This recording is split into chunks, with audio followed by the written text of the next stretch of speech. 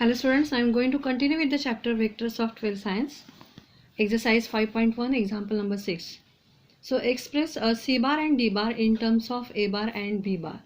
So this is the first part of this example, and now the second one is find a vector in the direction of A bar is equals to I cap minus 2j cap that has a magnitude 7 units. तो पहले हमें क्या करना है, तो C bar and D bar को हमें A bar and B bar के फॉर्म में लिखना है. एंड सेम एग्जांपल में अनदर पार्ट ये है कि हमें एक वेक्टर फाइंड आउट करना है in the direction of A bar is equals to I cap and minus 2j cap, and उसका जो मैग्नीट्यूड होगा वो 7 यूनिट्स होगा. तो ये फिगर जो है वो हमें बुक में टेक्स्ट बुक में दी गई है. तो ये फिगर देख लो आप, PQR, यहाँ पे direction of the vector C and see the direction of this vector. तो फर्स्ट हम क्या करेंगे, just we going to take the triangle PSQ, जो इसको मैंने ऐसे लाइंस ड्रॉ किए हैं. So PS and Q. तो हमें ट्रायंगल ऑफ वेक्टर एडिशन यहाँ पे पुट करना है. तो ये देख लो, direction of the vector that is PS, ये जहाँ पे एंड हो रहा है वहाँ से दूसरा चालू हो रहा है दैट इज़ SQ, एंड उनका रिजल्टेंट वेक्टर होगा वो होगा PQ. तो हम ये कैसे लिख सकते हैं, that is PS plus SQ is equals to PQ. PS plus SQ is equals to PQ. So all having the bars. So the reason is that is the triangle law. अभी हमें इनकी सबकी वैल्यू पता है. That is the PS having a value that is C bar. ये उनका unit vector है. Next one SQ का जो यूनिट वेक्टर है वो है minus D bar, and PQ का है वो है A बार. तो इसका साइन हम हटाएंगे, that is plus minus minus, तो C bar minus D bar is equals to हमें आंसर मिला A बार. तो हमने ये जो फर्स्ट वाला जो वैल्यू फाइंड आउट किया वो ट्रायंगल PSQ से रिलेटेड है. Now see the next triangle that is triangle PSR.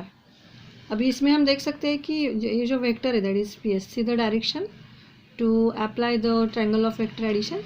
PS ये जहाँ पे ख़त्म हो रहा है वहाँ से दूसरा वेक्टर स्टार्ट हो रहा है, एंड उनका रिजल्टेंट होगा दैट इज़ PR. तो हमें मिलता है that is PS plus SR is equals to PR. PS plus SR is equals to PR. Now put down the value that is C bar, then इसका value है D bar, and PR having the value that is B bar. So here we find the value of B bar that is C bar plus D bar. So this is my first equation and this is second equation.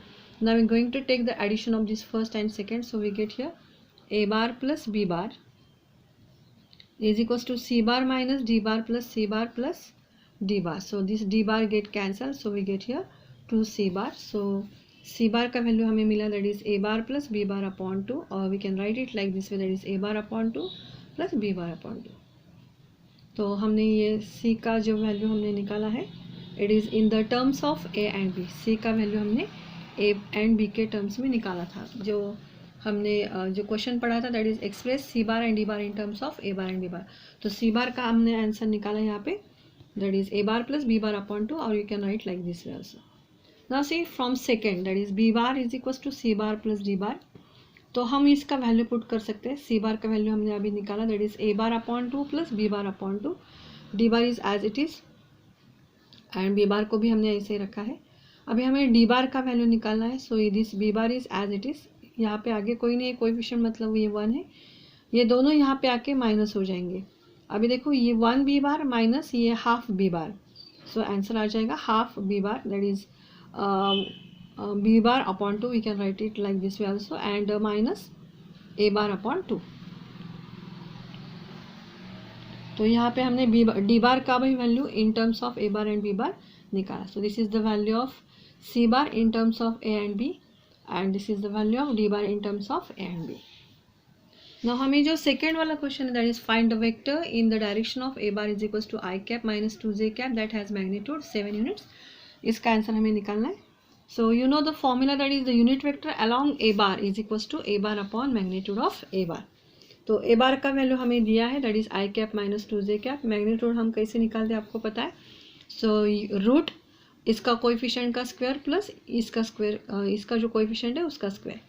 Now after taking the square and addition we get the root 5. So this is the unit vector along A bar having value I cap minus 2j cap upon root 5. But हमें जो vector निकालना है उसका magnitude है 7। तो हम क्या करते हैं, सिर्फ इसको 7 से मल्टीप्लाई करते हैं। So vector having magnitude 7 along A bar is given bye 7 into ये जो हमें दिखाई दे रहा है that is I cap minus 2j cap upon √5. So we can write this √5 outside the bracket also. So 7 upon √5 in bracket I cap minus 2j cap. Or we can also find this value by multiplying the bracket with this 7 upon √5. You can put it as it is, or you can multiply the each term or each coefficient of I cap and j cap with this 7 upon √5. So this is the answer of the example number 6. Now see the example number 7. So find the distance from 4 minus to 6. So these are the coefficients. So this is x coordinate, this is y coordinate, and third वाला जो होता है वो z coordinate of each of the following. तो हमें क्या करना है, हमें डिस्टेंस फाइंड आउट करना है इस पॉइंट से यहाँ तक. ये जो क्वेश्चन है किस किस का डिस्टेंस फाइंड आउट करना है, हमें इस पॉइंट से एक्स वाई प्लेन का फाइंड करना है. After that Y Z plane, X Z plane, X axis, y axis and z axis. So this is the actually question. तो ये जो point है, so if it is having the x, y and z coordinate, then it is lying in the 3D plane, that is x, y and z. So this is x, y and z. So these all are perpendicular to each other. ये figure जो है इसके हिसाब से ना करते हुए भी हम मैकेनिकली ये आंसर फाइंड आउट कर सकते हैं. मैं डायरेक्टली आपको बताती हूँ कि अगर इस टाइप का एग्जांपल आपको आता है तो हम डायरेक्टली कैसे सॉल्व कर सकते हैं. सो एक्स वाई प्लेन है, मैंने अभी बताया कि इस पॉइंट का एक्स वाई प्लेन से डिस्टेंस हमें फाइंड आउट करना है. तो ये है एक्स वाई प्लेन. तो ये जो पॉइंट है ये ऐसा, ये फिगर एक्चुअली 3D फिगर है, ऐसे हम उसको बुक पे ड्रॉ भी नहीं कर सकते. सो ये जो 3 डायमेंशनल फिगर रहती है उसमें ये पॉइंट हमें दिखाई दे रहा है और उसका एक्स वाई प्लेन से डिस्टेंस, यहाँ से उसका इस पॉइंट का डिस्टेंस हमें फाइंड आउट करना है. तो एक्स वाई प्लेन मतलब जो एक्स कोऑर्डिनेट है वो वाई कोऑर्डिनेट, ये दोनों कोऑर्डिनेट आपको छोड़ना है और जो बचा है उसका मैग्नीट्यूड, ये उसका आंसर है. तो ये हम डायरेक्टली भी ऐसे लिख सकते हैं, that is the distance of 4 - 2 and 6 from X Y plane is 6. X and Y छोड़ देना है और जो बचा है उसका मैग्नीट्यूड हम लेंगे, दैट इज मैग्नीट्यूड के लिए तो because distance is always positive, so you have to take the magnitude. So magnitude of Z is equals to 6. X Y छोड़ के जो पॉइंट बचा है उसको, वो उसका आंसर है. अभी वाई जेड प्लेन मतलब ये X Y and Z. So Y Z ये दोनों को हम छोड़ देंगे, उसका जो डिस्टेंस है वो हम डायरेक्टली लिखेंगे, that is magnitude of X, that is 4. Similarly X Z plane मतलब एक्स कोऑर्डिनेट जेड कोऑर्डिनेट हम छोड़ देंगे, इसका मैग्नीट्यूड. अभी देखो यहाँ पे आंसर माइनस है, लेकिन अगर हम जब उसका मॉड लेते हैं, मैग्नीट्यूड लेते हैं, तो वो माइनस प्लस हो जाता है. So every time you have to write down the magnitude. So the distance of 4 - 2 and 6 from X Z plane is nothing but magnitude of Y. X and Z छोड़ के जो बचा है दैट इज वाई.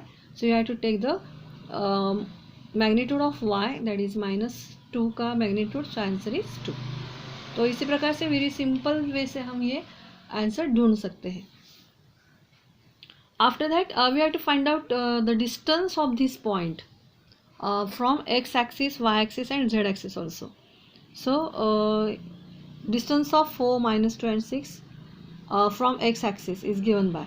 तो X axis जो है, तो इसलिए हम क्या करेंगे, पॉइंट एक्स एक्सिस पे है तो यहाँ पे एक्स आ जाएगा, बाकी के दोनों जगह हम 0 लिखते हैं. तो आपको ये पता है अगर पॉइंट एक्स एक्सिस पे होता है तो हम एक्स कोऑर्डिनेट लिखते हैं और वाई एंड जेड को 0 लिखते हैं. वाई एक्सिस पे अगर होता है तो वाई कोऑर्डिनेट हम लिखते हैं, एक्स एंड जेड 0 बोलते हैं. एंड अगर वो जेड एक्सिस पे होता है तो हम जेड लिखेंगे एंड एक्स एंड वाई की जगह 0 लिखते हैं.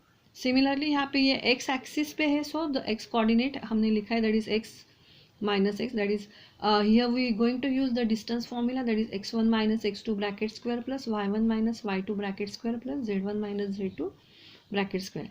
तो x1 का मतलब है x यहीं पर है, दैट इज जो हमें दिया है, और फॉर्मूला में हम x - x कोऑर्डिनेट है इसलिए x हमने यहाँ पे लिखा है. So here we find the formula, that is √y² plus z² since there is a 0. तो we have the y coordinate. So y coordinate is 2 का square and z coordinate is 6 का square. So totally we get here 4 plus 36. So the answer is root 40. And after finding the factors we get 2 root 10 is the answer. Similarly यहाँ पे y axis पे हमें y axis से भी हमें distance find out करना है. So the distance of 0.4 minus 26 फ्रॉम y axis is again root. मैंने बोला कि y axis से तो y कोऑर्डिनेट है हमारे पास और ये जो स्क्वायर है यहाँ पे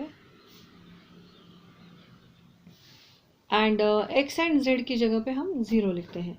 तो हमें जो आंसर मिला है वो x square and z square यहाँ पे 0 आ जाएगा. So x square plus z square. So x is 4 and 6. तो 4 square plus 6 square. So finally we get here root 52 and the factors are 13 4s are. So 2 root 13 is the answer or the distance of this point from the y axis. After that the z axis. So distance of 4 minus 2 and 6 from z axis is given by again the root. Z axis से निकालना मतलब z axis का coordinate हमें लिखना है, that is z, and the remaining 2 for with that write 0 0. And so the answer is x square plus y square, and the coordinate of x is 4 and y is minus 2. So if we get 16 plus 4, that is 20, that is 5 4s are 20, and so the answer is 2 root 5 unit. So this is the answer of this question. So how to find out the distance of any point from xy plane, yz plane and xz plane. So there is no need to draw a figure, just we can write it like this way. जैसे मैंने अभी ये explain किया इस तरह से आप explain करके वो डायरेक्टली आंसर उसका लिख सकते हो. एक्स एक्सिस पे हमें क्या करना है, एक्स कोऑर्डिनेट लेना है, लेकिन वाई और जेड की जगह पे हमें 0 पुट करना है. सेम वाई के लिए और जेड के लिए भी हम वही करेंगे. सो this is all about the example number 6 and 7 from exercise 5.1. The remaining questions will see in the next lecture. Thank you.